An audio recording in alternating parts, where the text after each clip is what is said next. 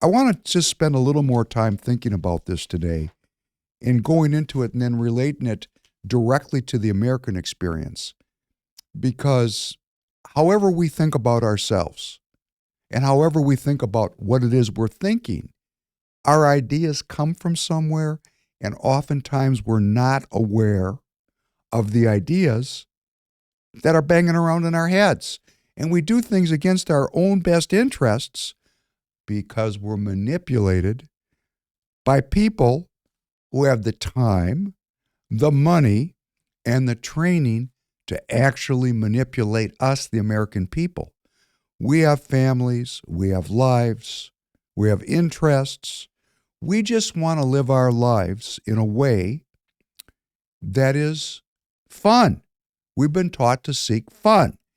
We were taught that happiness is fun. That's another conversation to have. Is happiness fun? But we're all pursuing whatever we think happiness is.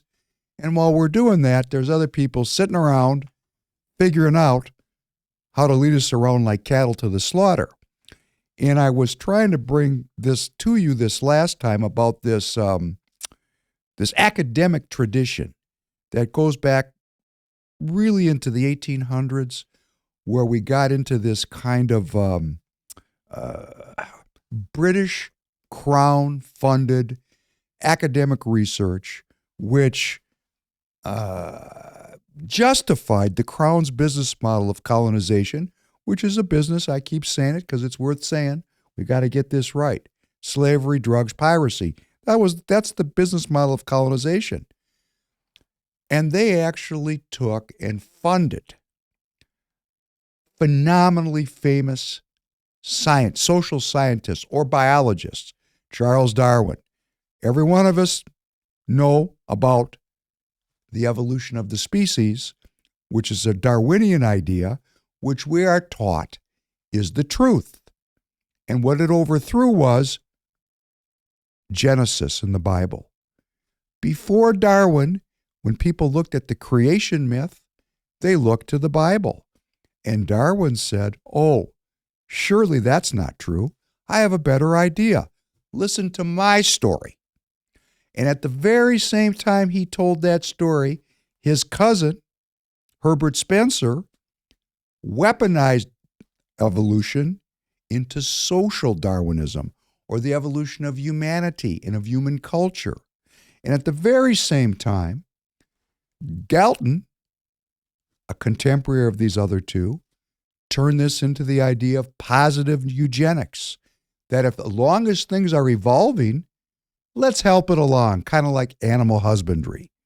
So these three pillars of the British intellectual tradition, the three pillars, they interjected into our thinking the concept of social Darwinism and eugenics.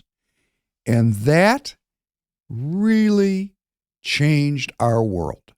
And what was it? It was a British Crown paid-for scam to justify a business model which involved the subjugation of people, the enslavement of people, the extraction of other people's wealth. That's called piracy. They were justifying it.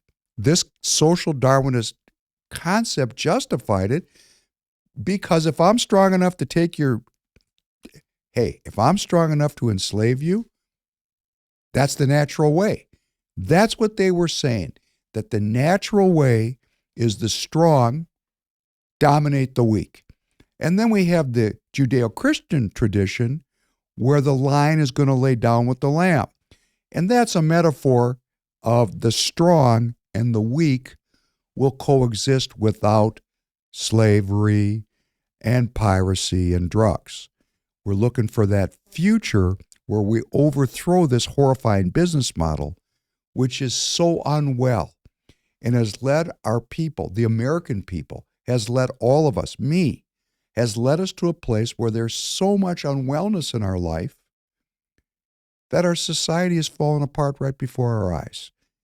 And what we're understanding as we take the red pill, it's not an accident that society is falling apart. As I was saying, If we have all these PhDs in all these universities and all these PhDs in government, and they're so smart and they're so superior to us, why is everything falling apart? There's only two conclusions one can draw. Either they're not as smart as they say they are, or as they want us to believe they are, or they're doing it on purpose. And actually, there's a lot of argument about this right in my own group of people that I'm working with politically. I got a group of people that think this is all a series of unfortunate events, and I got another group of people that think this is all planned out. Well, of course, there's some of each. I'm always looking for synthesis, and here's what I believe. I believe there's a lot of people fronting as being intelligent that are dumber than dirt. And there are people who are very smart that get those very credentialized, dumber than dirt people in very responsible positions where they screw things up naturally. So we got both things working at once. Let's try to stay out of an either or because it's all happening at the same time.